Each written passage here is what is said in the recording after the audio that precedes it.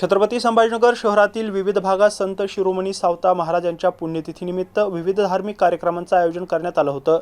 यावेळी मोठ्या संख्येने माळी समाज बांधवांनी सहभाग घेतला होता। छत्रपती संभाजीनगरमध्ये संत शिरोमणी सावता महाराज पुण्यतिथी निमित्ताने विविध धार्मिक कार्यक्रमांचे आयोजन करण्यात आलं होतं।